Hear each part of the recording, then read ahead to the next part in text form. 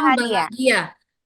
Perkenalkan, berikut ini kami dari kelas C akan melaksanakan tugas demonstrasi kontekstual modul 2.3 dengan Bapak Fasilitator, Bapak Tony Ria, dan Ibu Pengajar Praktik, Ibu Mesrayani Sinaga. Di sini saya, Pahotan Darmalina Evawanti Panjaitan, bertugas sebagai supervisor. Perkenalkan teman saya. Bersama saya Khairuddin dari SD 1584669 Rawak Makmur. Saya sebagai coach untuk pada pelatihan hari ini. Dan perkenalkan, nama saya Neneng Sulastri. Saya dari SD Negeri Cipange 2. Pada kegiatan coaching ini, saya bertugas sebagai coaching.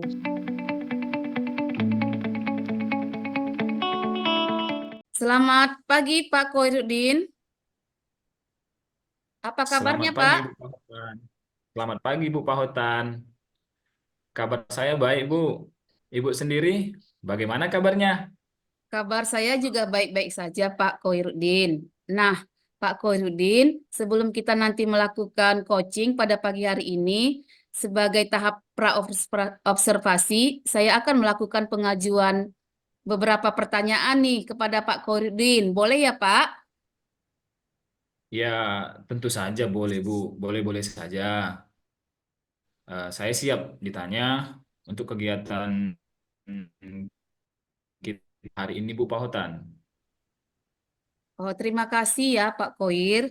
Memang Bapak Koirudin ini CGP yang selalu siap sedia. Nah, saat ini kita akan mendiskusikan rubrik penilaian terhadap coaching yang nanti akan Bapak lakukan. Kalau boleh tahu, Pak, dengan siapa nanti Bapak akan melakukan teknik coaching ya, Pak? Baik Bu, terima kasih. Sini Bu, saya akan melakukannya dengan Ibu Neneng yang akan menjadi coach saya nanti Bu. Nah, nanti saya akan menilai apakah coaching yang akan Bapak lakukan sebagai coach sudah sesuai dengan rubrik penilaian. Teknik coaching yang Bapak lakukan, sudahkah menggunakan alur Tirta atau belum? Kemudian nanti saya akan melakukan penilaian tentang apakah Bapak sudah mengajukan pertanyaan berbobot atau belum. Saya juga nanti akan menilai bagaimana Bapak mendengarkan koci. Apakah aktif atau apakah Bapak bisa menangkap emosi koci? Berikutnya juga saya berharap kepada Pak Koir, Bapak dapat membantu koci membuat rencana aksi spesifik. Saya juga berharap Bapak jangan lupa ya melakukan prinsip coaching pada saat nanti saya mengobservasi dengan melakukan beberapa prinsip kemitraan. Nanti ditandai dengan adanya tujuan percakapan yang disepakati. Saya juga berharap Bapak Koir dapat melakukan percakapan dua arah ya Pak, untuk menggali potensi koci Bapak dan memetakan situasi koci Bapak. Dan jangan lupa membantu koci Bapak untuk menarik kesimpulan, sehingga nanti koci Bapak menghasilkan eh, potensi yang maksimal dari dirinya. Siap Pak Koir? Baik Bu, siap. Saya akan melaksanakan coaching nanti sesuai dengan rubrik penilaian coaching seperti yang sudah kita pelajari Bu. Oh. Nah, berikutnya Pak Koir, saya mau tanya juga kompetensi coaching apa nanti yang ingin Bapak kembangkan dalam hal ini? Baik Bu, terima kasih. Potensi yang ingin saya kembangkan nanti adalah potensi free sense atau hadir seutuhnya. Kemudian juga mendengarkan aktif dan juga memberikan pertanyaan berbobot Bu. Hmm, wah, bagus sekali ya Pak. Oh, ini saya mau tanya lagi. Kompetensi yang Pak Koirudin ingin kembangkan secara spesifik itu yang bagian yang mananya ya Pak? Terima kasih Bu. Eh, saya itu ingin mengembangkan potensi saya untuk mendengarkan aktif dan memberikan pertanyaan yang berbobot Bu.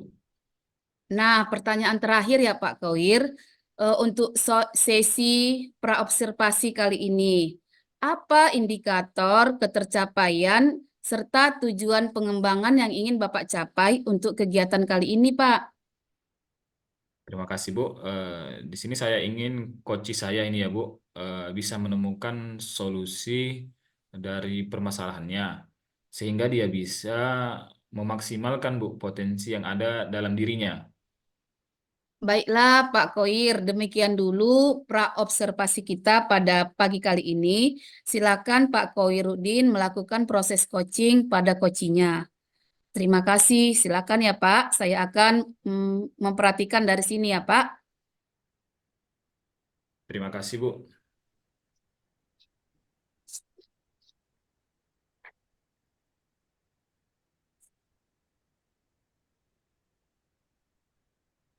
Selamat pagi Bu Neneng. Assalamualaikum.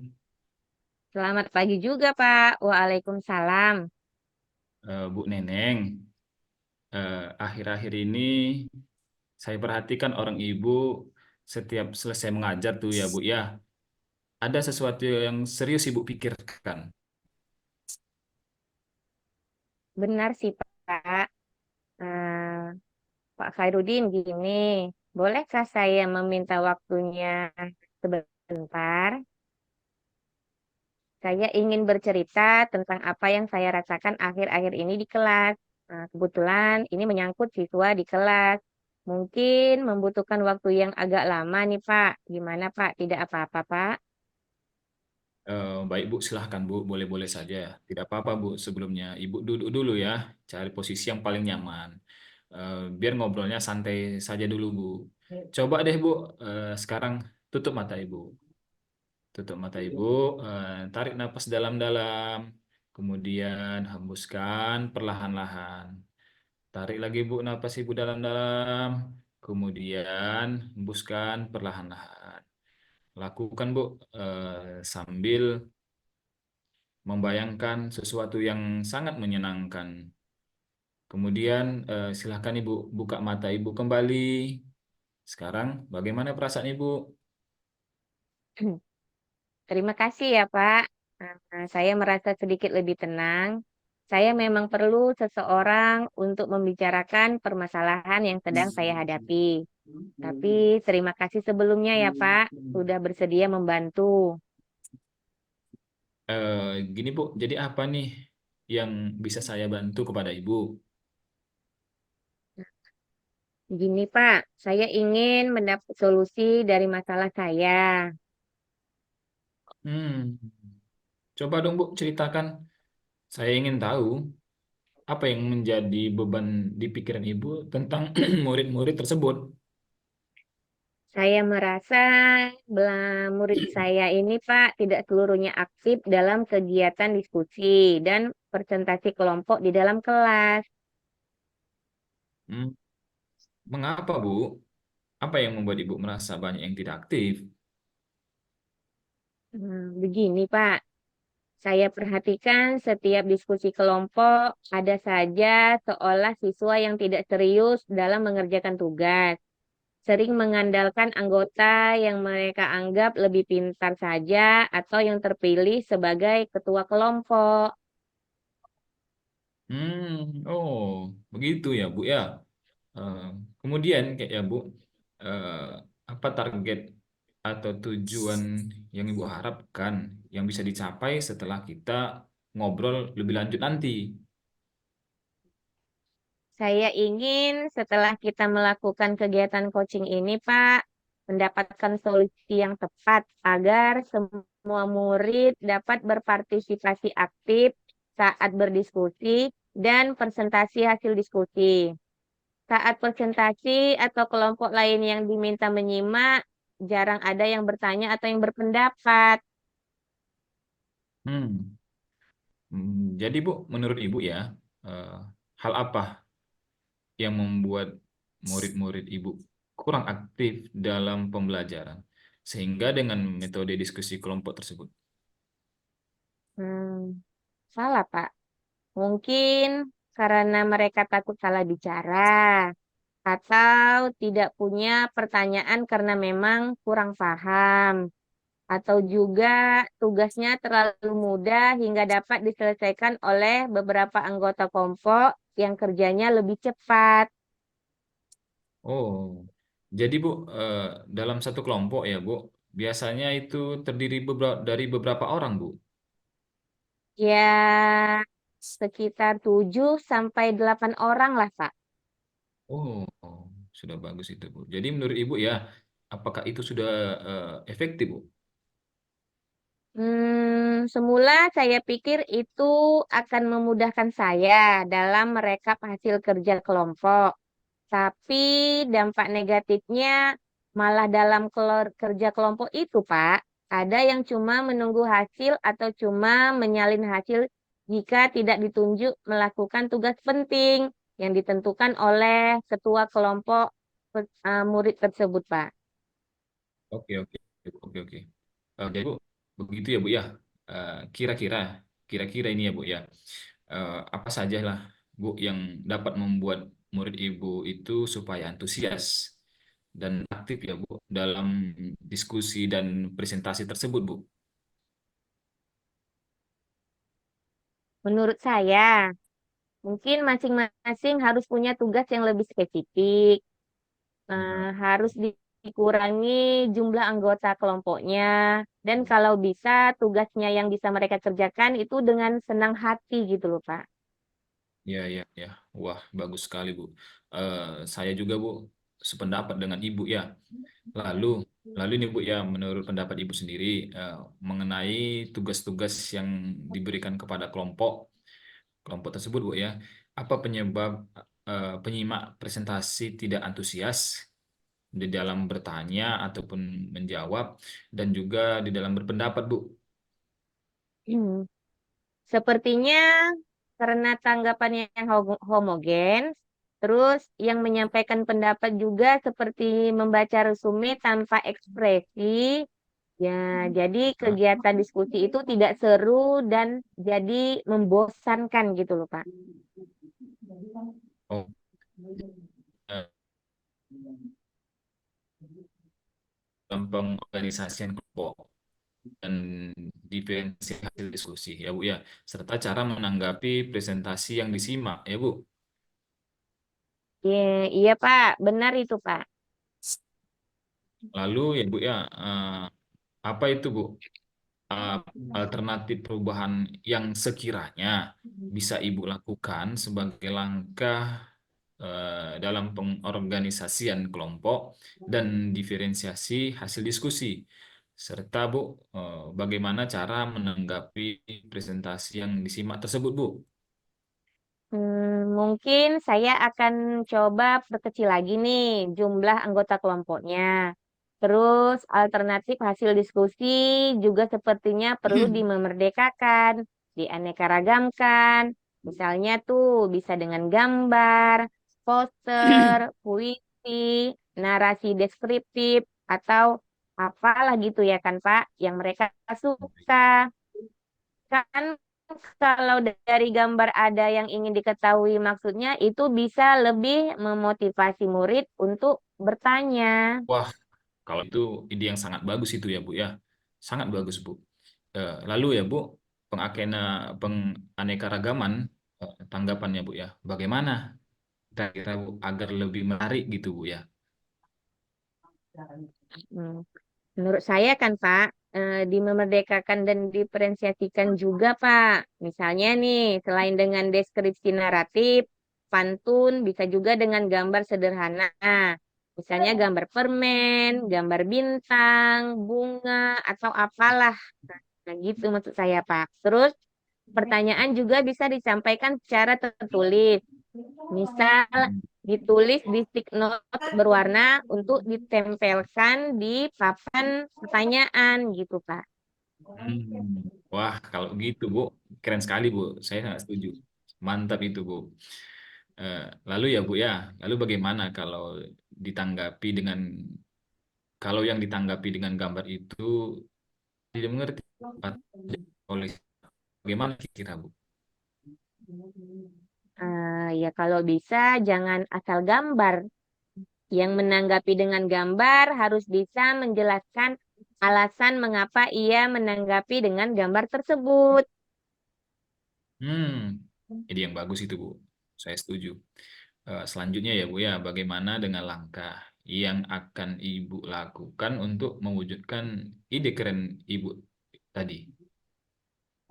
Gini Pak, Saya berkomitmen untuk selalu membuat rencana pembelajaran menggunakan metode diskusi dan presentasi yang mengaktifkan, menggunakan Ya, media yang beragam, dan memerdekakan murid ya, secara bertanggung jawab dalam memilih media, cara mereka memahami dan menanggapi suatu materi yang didiskusikan dan dipresentasikan. iya, iya, Bu, iya. Wah, bagus sekali Bu. Saya sangat mendukung eh, apa yang Ibu buat tadi. Kemudian mudah-mudahan ya Bu ya, semua berjalan lancar dan sesuai harapan. Terima kasih Pak Khairuddin atas waktunya untuk kita berbagi hari ini.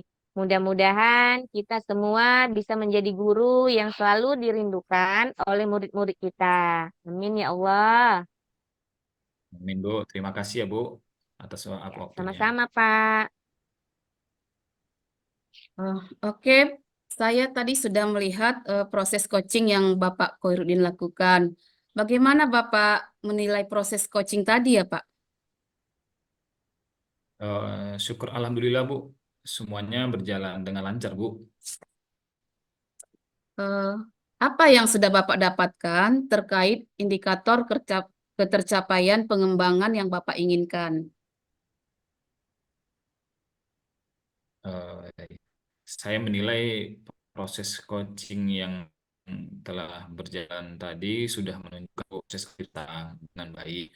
Kemudian juga itu menanyakan tujuan, kemudian juga identifikasi masalah, kemudian juga rencana aksi dan tanggung jawab, Bu. Hmm. Apa yang membuat Pak Koir menilai demikian ya Pak? Saya menilai, Bu, demikian karena saya melihat coach saya, Ibu Neneng, telah mampu memaksimalkan potensi yang dimilikinya, Bu. Boleh saya menyampaikan hasil pengamatan saya ya Pak Koir?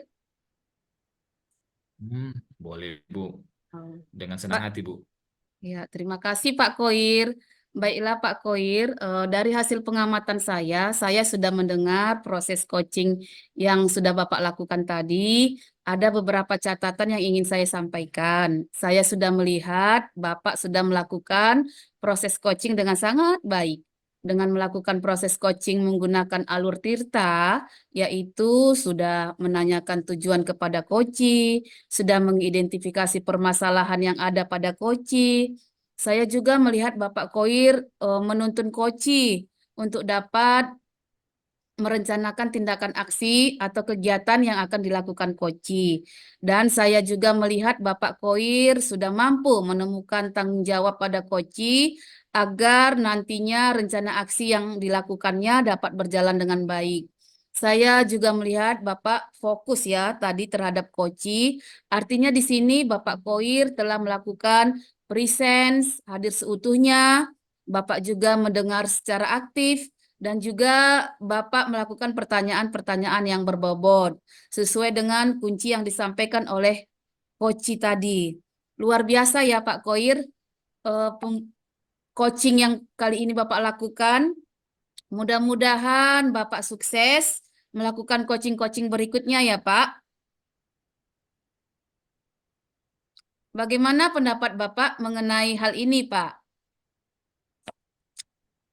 Terima kasih, Bu. Terima kasih sekali, Bu. Tapi saya masih merasa perlu untuk lebih dalam lagi, Bu. Artinya lebih lagi belajar, Bu. Untuk berikutnya, saya mau tanya lagi, Pak. Kompetensi mana lagi nih yang menurut Bapak yang akan Bapak kembangkan untuk proses coaching berdasarkan hasil proses coaching berikutnya? Untuk proses berikutnya, saya ingin lebih dalam lagi melakukan proses alur tirta lebih dalam lagi sehingga saya bisa lebih baik lagi melakukan proses coaching ke depannya, Bu. Pak Koirudin ini luar biasa ya, Pak. Bapak mau belajar lebih dalam lagi proses tirtanya. Semoga bisa berjalan dengan baik ya, Pak. Baiklah Pak Koir, terima kasih sudah melakukan proses coaching dengan sangat baik, sudah melakukan proses tirtanya juga dengan baik. Kapan kira-kira ini Bapak Koir melakukan coaching kembali dan dengan siapa kira-kira Bapak ajak kerjasama? agar kompetensi teknik coaching yang Bapak harapkan dapat berjalan dengan lebih baik lagi.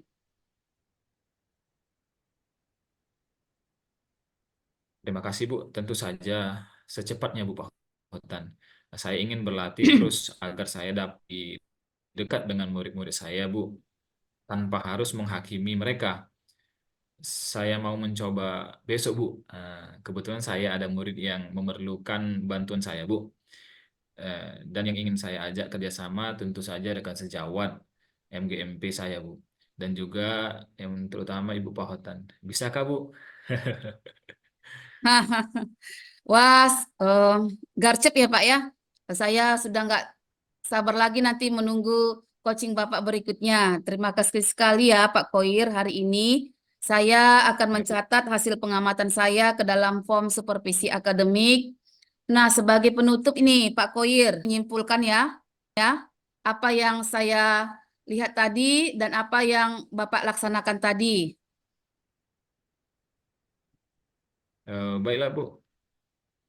Saya mencoba menyimpulkan apa yang telah saya dapatkan pada proses supervisi kali ini adalah ternyata pendekatan Alur Tirta dalam melakukan proses coaching sangat membantu coach untuk menemukan potensi dari dalam diri coach itu sendiri. Seorang coach juga harus dianggap sebagai mitra dalam melakukan teknik coaching. Pertanyaan berbobot juga sangat penting bagi coach agar coach lebih terbuka dalam menyampaikan informasi untuk memaksimalkan potensi dirinya, Bu. Oke, Pak Koir, setelah kita melakukan supervisi ini ya, bagaimana perasaan Bapak saat ini? Terima kasih, Bu. Saya merasa sangat senang, Bu. Saya sangat merasa senang ya, Bu Pahotan. Saya merasa sangat terbantu sekali dalam latihan teknik coaching ini, Bu. Kedepannya, Bu, saya berharap kita bisa saling membantu agar teknik coaching saya semakin sempurna ya, Bu.